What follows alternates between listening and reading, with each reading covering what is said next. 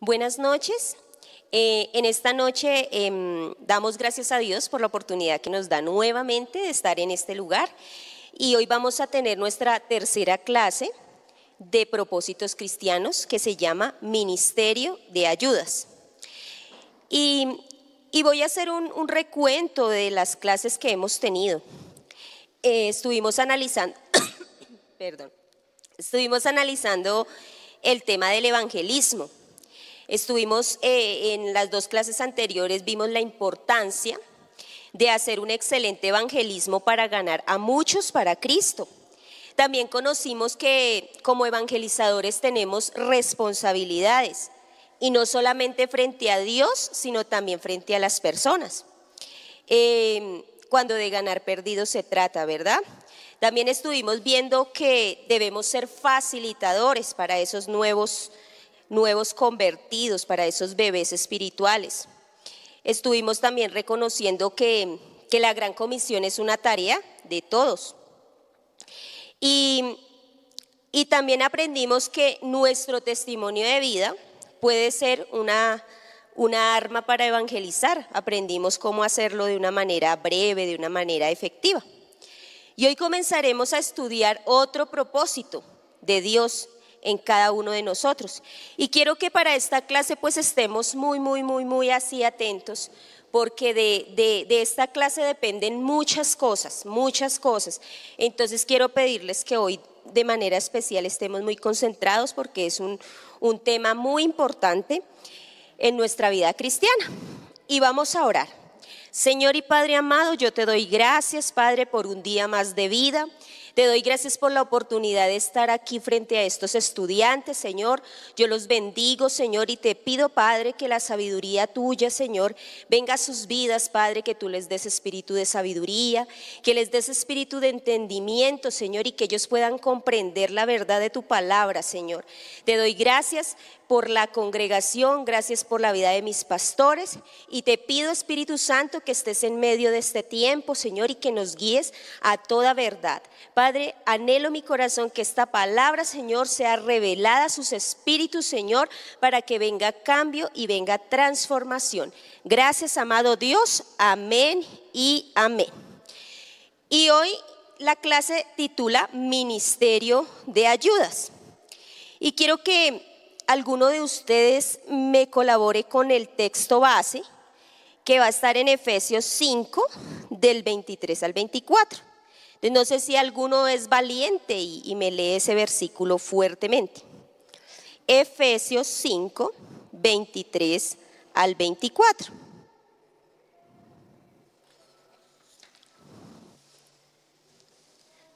No hubo un valiente.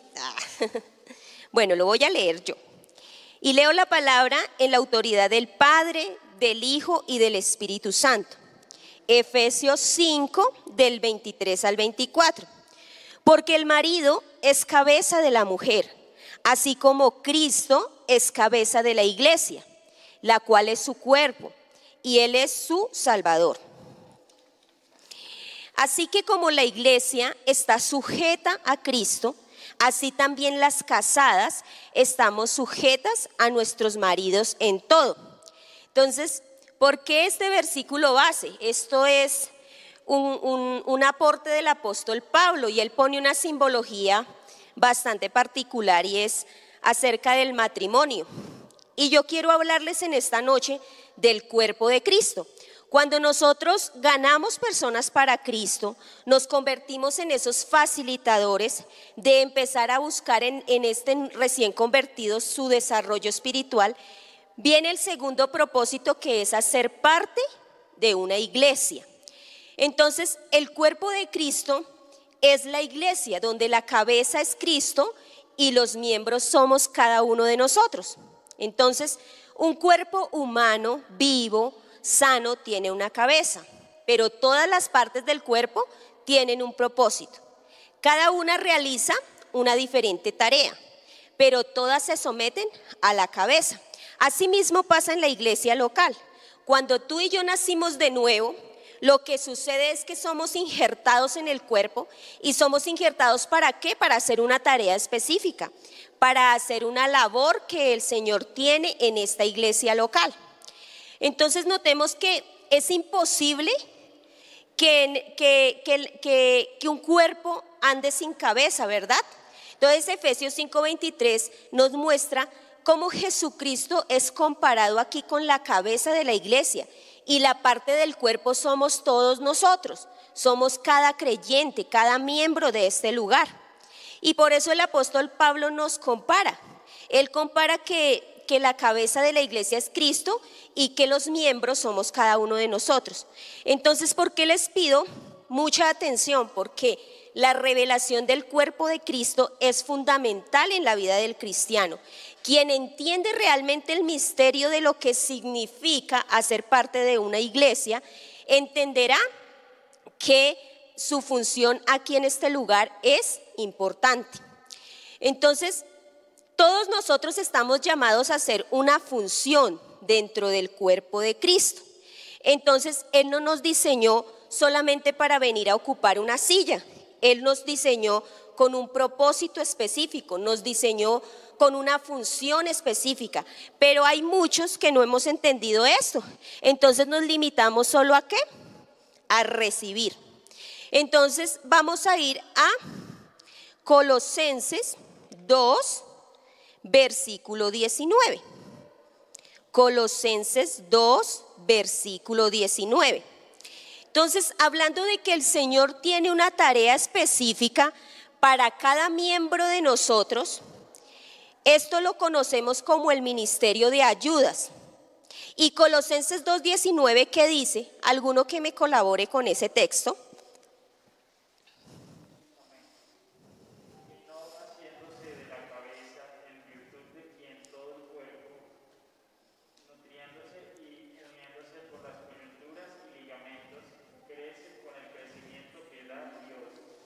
Amén. Entonces notemos que el apóstol Pablo aquí nos dice que ¿qué? Que la cabeza es la virtud de todo el cuerpo, ¿sí? Y que unidos y nutriéndonos por las coyunturas y ligamentos crecemos, pero que el crecimiento lo da ¿quién? Dios. Entonces notemos que la cabeza es una imagen de la fuente de vida. ¿Cómo lo vemos en Colosenses 2:19? La cabeza de quien todo el cuerpo se somete, ¿cierto? Y crece con el crecimiento que solamente da Dios. Por eso cuando Cristo se llama la cabeza de la iglesia, también significa que Él es nuestra vida, es el alimento de nuestra vida espiritual. Entonces, todo el cuerpo es importante, o sea, no solamente la cabeza es la que nos proporciona la vida, pero el cuerpo es importante también. ¿Por qué? Porque Pablo señala que cuando una iglesia funciona de la mejor manera o está en su mejor momento, es porque cada miembro de la iglesia, cada cristiano, está funcionando y está haciendo la tarea que le fue encomendada. Entonces, notemos que, ¿por qué les digo que es importante entender cuál es nuestra función en el cuerpo? Porque cuando nacemos de nuevo venimos con muchas creencias, como nos enseñaba nuestro pastor ayer. Entonces creemos muchas veces que podemos venir a la iglesia y actuar de la misma manera que actuamos allí afuera, y así no es. El Señor dentro de la iglesia tiene una función específica para cada uno, pero Él espera que tú y yo lo hagamos con excelencia. Pero ¿qué traemos muchas veces a la iglesia? Traemos egoísmo, traemos quizás envidia, traemos muchas cosas con las que hemos cargado por años. Entonces ese nuevo creyente necesita entender cuál es su función en el cuerpo. Entonces vamos a ir a Primera de Corintios 12, del 12 al 21.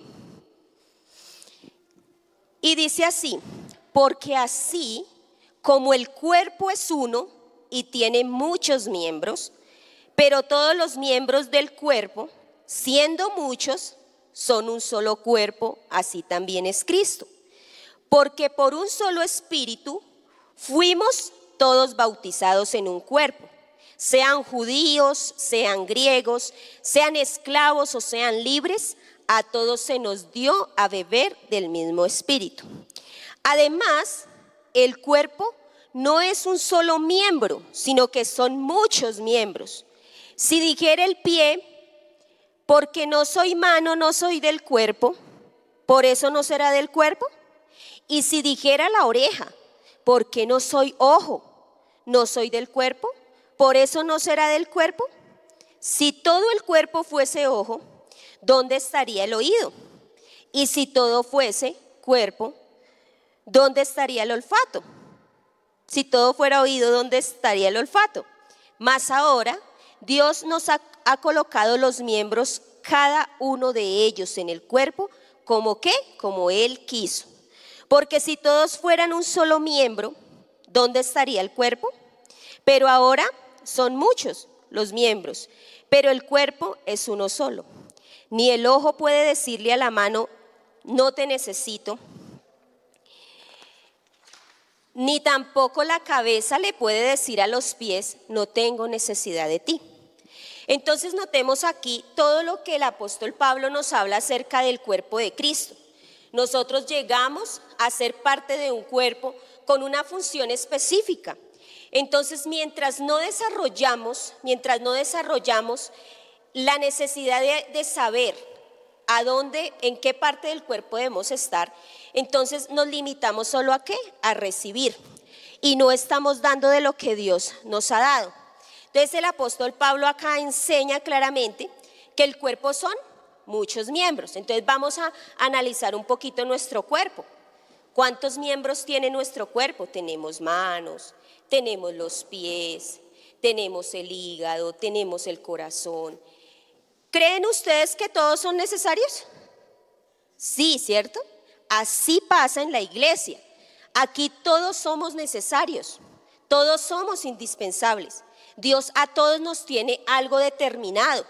Entonces, cuando no entendemos la importancia de hacer parte del cuerpo de Cristo, entonces fácilmente uno deja de lado lo que está haciendo. Entonces, a menudo nos preguntamos, ¿cuál es el propósito que Dios tiene para con mi vida en este lugar? ¿Cuál es el propósito? ¿A dónde el Señor me quiere colocar?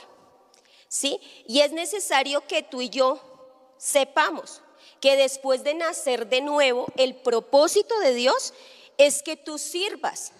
Recordemos nuevamente lo que veíamos en las anteriores clases, el arte relacional del gran mandamiento, mi relación con Dios y mi relación con otras personas.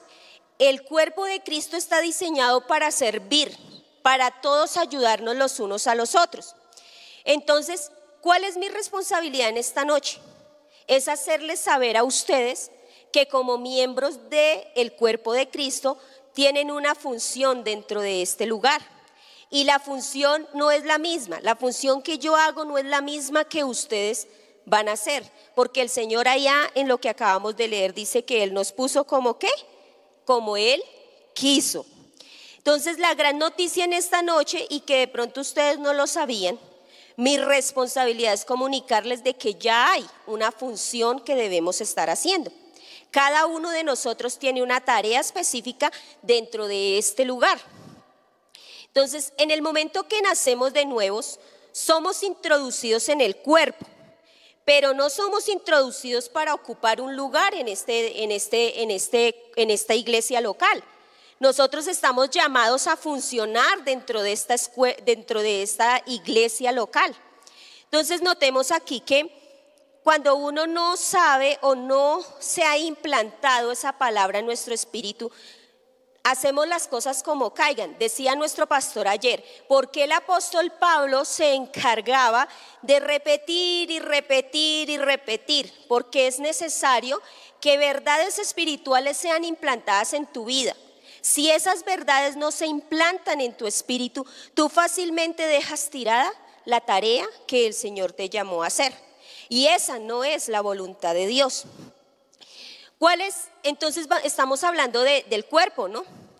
Dice que cuando una parte del cuerpo está sufriendo o tiene algún problema, algún perjuicio, alguna herida, el cuerpo se ve afectado. ¿Alguno de ustedes alguna vez se ha roto una pierna?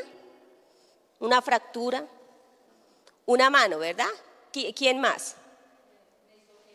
Se dislocó el hombro. ¿Cómo era tu vida cuando tenías dislocado ese hombro? Se afectó todo tu cuerpo, ¿verdad?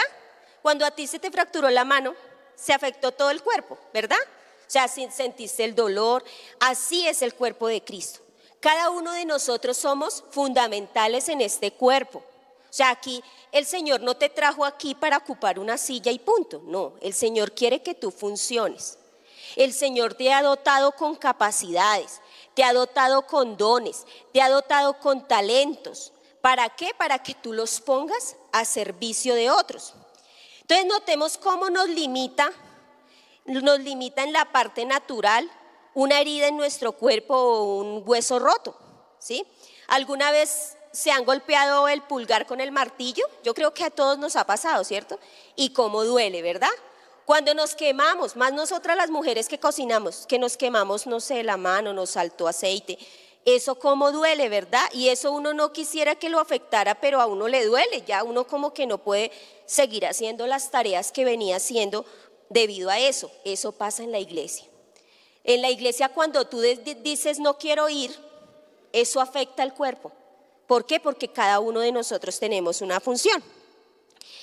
Entonces, cuando nos rompemos un brazo, una pierna, eso duele y eso logra paralizar todo nuestro cuerpo. Llega un momento donde uno se concentra tanto en el dolor que le toca a uno hacer muchos inventos para poder hacer sus tareas cotidianas. Entonces tenemos que ser amable con esa parte que se nos rompió. Entonces la hermana nos decía, se me dislocó el hombro. ¿Cómo se defendía? ¿Cómo te defendías para hacer esas tareas? ¿Cierto que era difícil? No, ya las cosas no eran como antes. Así pasa. Entonces el cuerpo de Cristo, cuando yo decido un día no volver, ay no voy a volver a la iglesia, no quiero. ¿Usted cree que la iglesia no se afecta?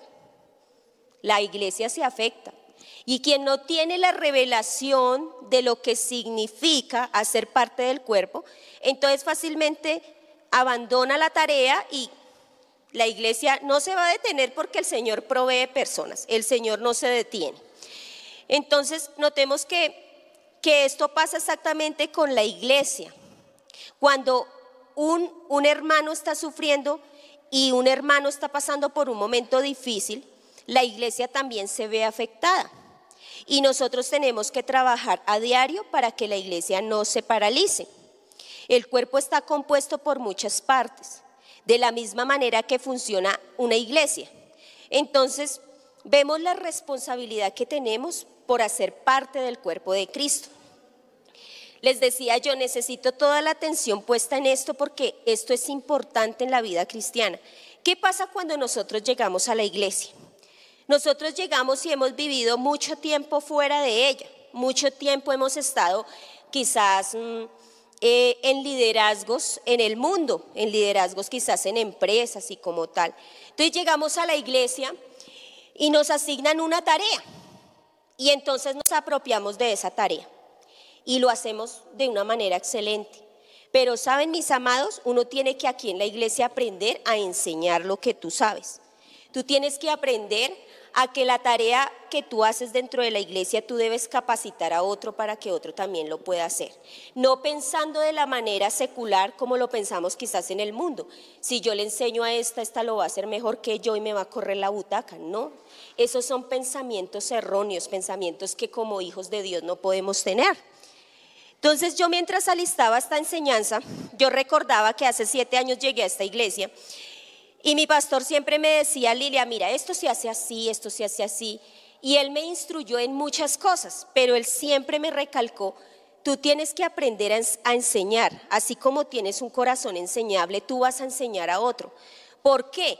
Porque cuando yo tengo la capacidad de enseñarle a otro, yo le estoy diciendo al Señor que no tengo una envidia, no debe existir envidia, esas son obras de la carne. El Señor quiere que todos avancemos. ¿Por qué? Porque en determinado momento tú te vas a cansar de la tarea que estás haciendo. Y si tú no has preparado a alguien que te pueda apoyar, entonces ¿qué hacemos? ¿La tarea se queda paralizada? ¿O la iglesia se tiene que detener porque no hay una persona que lo haga? Entonces debemos entender eso. Cuando uno se le es revelado el lugar que tiene dentro de la iglesia, no caben rivalidades, no caben pensamientos erróneos como no, yo no le enseño porque entonces de pronto me corre la butaca o algo así, no. Y esa es de pronto algo que casi la mayoría de personas traemos. Y se lo digo traemos porque yo también fui nueva, yo también llegué a la iglesia, también empecé a servir. Pero yo recordaba mientras sacaba esta clase esas palabras de mi pastor. Aprende a enseñar, aprende a dejar legados. Él le decía a mi hija, Jessica es la guitarrista del grupo de alabanza. Y él le decía, tú te tienes que encargar de preparar a alguien que te suceda.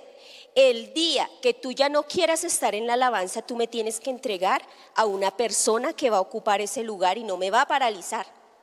Y yo me recordaba mientras estudiaba esta clase y me daba cuenta que no todos lo hacemos, hermanos, no todos lo hacemos. La gente quiere apropiarse de una función dentro de la iglesia y el día que ya no quieren hacerlo, entonces se van y se quedó eso sin sucesor. No hay nadie que ayude porque nadie lo sabe hacer. Entonces necesitamos quitarnos esas creencias, como nos lo enseñaba nuestro pastor ayer, desarraigar de nuestra vida todo aquello que nos hace necios y nos hace egoístas dentro de la obra del Señor. Notemos acá que yo sé que muchas veces nos hemos preguntado, bueno, yo sé que hago parte del cuerpo de Cristo y que yo tengo un lugar específico, pero ¿cuál será ese lugar? Entonces notemos que dice Primera de Pedro 4:10. Otro hermano que me lea con voz de trompeta, Primera de Pedro 4:10.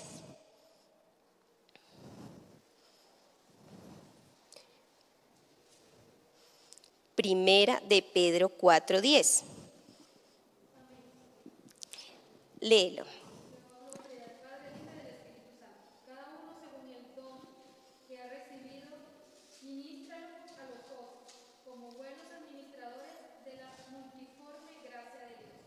Entonces note aquí, ¿qué dice el texto? Cada uno, según el don que ha recibido, ministrelo a otros. Entonces, cada uno de nosotros ya hemos sido dotados con mínimo un don, ¿cierto? Mínimo uno. Entonces aquí no cabe el decir, no, es que yo no sé para qué soy bueno. Mire, Dios a cada uno nos dio el don. Y Pedro es claro cuando dice, ¿para qué es ese don? Para ponerlo al servicio de otra persona. Entonces notemos que cada uno tiene una responsabilidad dentro del cuerpo de Cristo. Como lo mencioné al comenzar la clase, el Señor tiene tareas específicas dentro de la iglesia y eso las conocemos como el ministerio de ayudas. Ahora vamos a definir qué es un ministerio de ayudas. Y quiero que le pongan mucha atención a estas definiciones porque esto es lo que Dios quiere que tú y que yo hagamos dentro de esta iglesia. Esto es la voluntad de Dios para nosotros. Y ministerio de ayudas es una estructura dentro del cuerpo de Cristo encargada de que a través de la formación de equipos podamos suplir y podamos atender todas las necesidades que el cuerpo de Cristo requiere para su saludable funcionamiento. El ministerio de ayudas también se define como los equipos que apoyan y que se apoyan los unos a los otros, que proveen estabilidad al ministerio, que le proveen fuerza y apoyo en cada servicio.